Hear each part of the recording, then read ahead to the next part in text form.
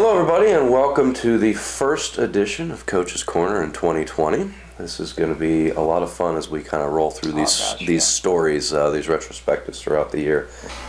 It's kind of an interesting story, and it talks a little bit about the power of relationships and the power of going the extra mile. Mm-hmm. Maurice Naidoo and I, who was with Chrysler, still is, I think. Sahara, excuse me. Guys, I'm sorry. Pro's no longer in business. Sahara Chrysler Jeep Dodge. And Maurice and I were out on a sales call, and we were driving, and I noticed a sign in a little kind of office strip center that said Las Vegas Paving. But I mean, there were no trucks. It was just like it ended up being a corporate office. So Las Vegas Paving. So I talked to Maurice. I said, Maurice, let's pull in there. Let's make a cold call. And I said, do you know anything about them? He said, they are huge. They're all over the West Coast. It might be the largest paving company on the West Coast. Well over, I think, 1,800 vehicles. I mean, we didn't know that at the time. We were just thinking Las Vegas Paving. We thought they were just local to Las Vegas. So we walked in the door, and I did what I normally do with gatekeepers, and that is engage them. Yep. And say, hey, gosh, I am so curious. And that's exactly what I started out with. Introduced ourselves, and made sure I got their name, always get their name, and then use it over and over in the conversation. And we'll call her Mary. I can't really remember. That's the old age creeping up. But so, Mary, how long have you been with the company? And she had been there 5 years. Mm-hmm. And she was just very forthcoming with information once we engaged her, which most gatekeepers are if you show them respect. So many people walk in and say, well, I need to speak to your owner. And we didn't mention that at all. And then I brought up what Maurice is local, and we work with companies like yours. I remember my exact words because I've used it so many times in both the acquisition and the maintenance of vehicles. We kind of take all the headaches out of it, so your company can focus on what you do best, and that's running and growing your business.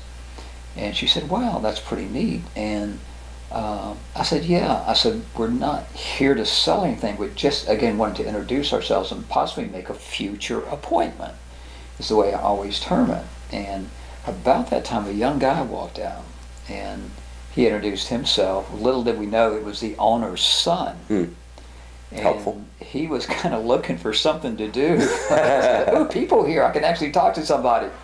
So we went into his office, and we started talking. And he said something. He said, "Do you guys have any of those Hellcats?" And that's the special edition of the Charger. Does that have a Hemi in it?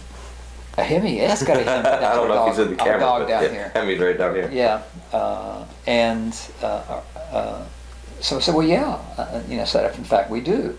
And so he said, well, gosh, my dad collects cars, and he's been looking for one. So we called we went over to see his dad in the next office. We had a great conversation going, and ask for what you want. That's probably the moral of the story.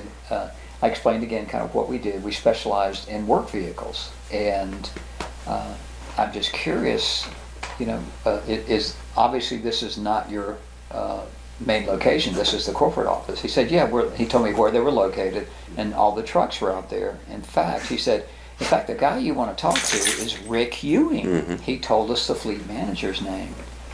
And I said something, and it was probably one of the smartest things I said, not that I say a lot of smart things, but I said, would you mind if I mentioned that you had given us his name and that we had your permission to call? And he said, certainly. So our referral was the president of the company, the owner. Wow. So I called, and I got a hold of the gatekeeper, Laura. I explained, that, their owner had asked me to give Rick a call, and I promised him that I would. And she was very, very nice. And she said, well, hold on a second. And then I could hear her saying, there's a guy on the phone, our owner asked him to call you. And he said, I'll put him through. So we got through, and he couldn't see me at that time. So it was kind of interesting. He said he was headed. I said, well, where are you going? You know, people don't ask enough questions. Right. So I said, where are you going? He said, well, I'm headed to Dallas. I said, really? Is this for business or pleasure? Again, questions rule the world. He said, well, it's actually pleasure. I'm a big Dallas Cowboys fan. He was going to be out of town, so I couldn't be there. And for some reason, I guess he knew when the number was transferred that I had a 904 area code, and he was very familiar. He said, wait, that 904, is that Florida? I said, yeah, it's a place called Ponte Vedra. He said, oh, headquarters of the PGA Tour. I said, if you know that, you must be a golfer. And he said, well, matter of fact, I am. He said, I'd love to play that course someday. And he said, well, I'm leaving, so I really don't have time, but when are you going to be back? And I mentioned the next month. We solidified a date, solidified a time for the appointment. And Maurice, in the meantime, was like, what just happened? We just got an appointment with the largest companies in Las Vegas, the largest paving company on the West Coast. So I always kind of think the extra mile. And I'm thinking, okay, this guy's a golfer. I live right around the corner from the PGA Tour headquarters and clubhouse. So I went over, I got a PGA Tour golf cap, Sawgrass. I got him a towel, I got him sleeves of balls with the logos on it. And then I gift wrapped it, so when I was going to have that meeting, I'd have all this ready for him. Right. And since he was a Cowboys fan, I did one other thing. You know this person. Yes. I know this person. Someone who played for the Cowboys, Bill Bates, super guy. So I called Bill and said, Bill, could you get me an autograph picture? He said, well, yeah. Well, how do you want me to sign it? And I said, to Rick. And he made a nice little statement. So I had the golf shirt, I had the golf towel, I had the sleeves, 2 sleeves of balls, and I had a separate package with an autographed picture of Bill Bates, who has a Super Bowl ring for the Dallas Cowboys. And so everybody knows who Bill Bates is that's a Cowboys fan.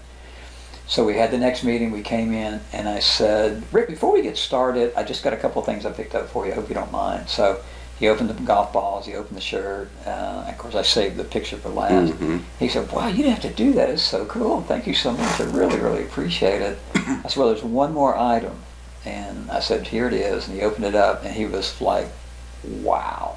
I mean, he was like, I cannot believe this. You got an autographed picture of Bill Bates. This is unbelievable, because he had pictures all over of the walls and everything, but nothing was autographed. It's just stuff he collected. This was his first autographed cowboy picture. And he said, before we get started, there's someone else that needs to be in this meeting, and it was the head of maintenance, who he readily volunteered to us, really made all the buying decisions for the light duty vehicles. Technical decision maker. Yeah, so we had the 2 key decision makers in there, and the meeting just went fantastic. We started doing their service work, started selling trucks.